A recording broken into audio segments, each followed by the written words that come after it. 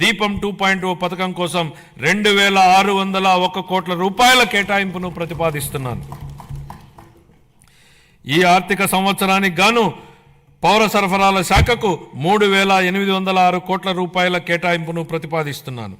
సంక్షేమ రంగం ప్రజలకు సామాజిక సంక్షేమాన్ని అందించడమే అధికారం యొక్క ఏకైక విధి బెంజమిన్ డిస్రేలి అన్నారు.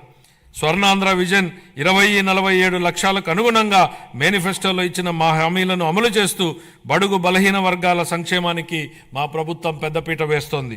వృద్ధులను ఓటు బ్యాంకుగా పరిగణించకుండా వారి జీవితాలకు ఆసరా కల్పించడాన్ని మా ప్రభుత్వం ఒక సామాజిక బాధ్యతగా భావించి మన గౌరవ ముఖ్యమంత్రి గారు సామాజిక భద్రతను ఆర్థిక కోణంలో కాకుండా మానవతా దృక్పథంతో చూస్తూ లక్షల కుటుంబాలకు పెద్ద కొడుకుగా మారి 35 రూపాయలతో ప్రారంభమైన పింఛన్ను ఎన్టీఆర్ భరోసా పింఛన్ల పేరుతో ఇప్పుడు 4000 రూపాయలకు పెంచడం జరిగింది.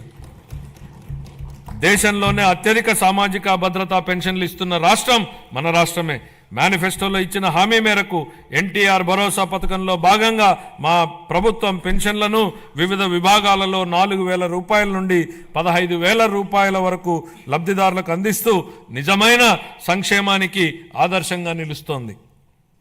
షెడ్యూల్ కులాలు మరియు తెగల విద్యార్థులకు విద్యా సామాజిక భద్రత మరియు ఆర్థిక సాధికారతలపై మా ప్రభుత్వం దృష్టి సారించి వారి కోసం ప్రీ మెట్రిక్ పోస్ట్ మెట్రిక్ ఉపకార వేతనాలను అందిస్తోంది. మా ప్రభుత్వం మొత్తం 27.39 లక్షల మంది షెడ్యూల్ తెగల సామాజిక ఆర్థిక అభివృద్ధికి కట్టుబడి ఉంది. దీనిలో 4.93 లక్షల మంది బలహీన గిరిజనులకు మా ప్రభుత్వం ఐటీడీఏ ప్రాంతంలోని గిరిజనుల విద్య, వైద్యం, మౌలిక సదుపాయాలు, జీవనోపాధి, నైపుణ్యాభివృద్ధి, స్వయం ఉపాధి వంటి వివిధ రంగాలలో సంక్షేమం మరియు అభివృద్ధి కార్యక్రమాలను అమలు చేయడం ద్వారా వారి ఉన్నతికి దోహదపడుతోంది.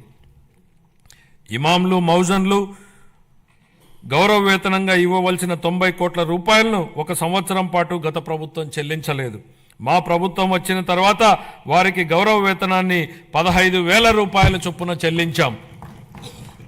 నిర్వీర్యమైన వక్ఫ్ బోర్డుని పునరుద్ధరించాం. మద్యం లైసెన్సుల్లో 10% కల్లు గీత కార్మికులకు కేటాయించడం జరిగింది. ధూపదీప నైవేద్యాలకు 10,000 మరియు అర్చకులకు కనీస గౌరవ వేతనాన్ని 15,000కు పెంచాం. ఇంతేకాకుండా పేదలపై భారాన్ని తగ్గించడానికి దారిద్ర్య రేఖకు దిగువనున్న ఎస్సీ ఎస్టీ కుటుంబాలకు నెలకు 200 యూనిట్ల ఉచిత విద్యుత్తును మా ప్రభుత్వం అందిస్తోంది. అలాగే దారిద్ర్య రేఖకు దిగువన ఉన్న వెనుకబడిన తరగతులకు చెందిన చేనేత అన్నలకు, నాయి బ్రాహ్మణుల సెలూన్లకు ఉచితంగా విద్యుత్తును అందిస్తున్నాం. చేతి వృత్తులు, హస్త కళాకారులు, ఇతర సాంప్రదాయ వృత్తుల వారికి గతంలో అండగా నిలిచిన ఆదరణ పథకాన్ని పునఃప్రారంభిస్తున్నాం. ఈ పథకం అందించే పనిముట్లు మరియు ఉపకరణాల వినియోగంతో ఉత్పాదకత పెరిగి స్థిర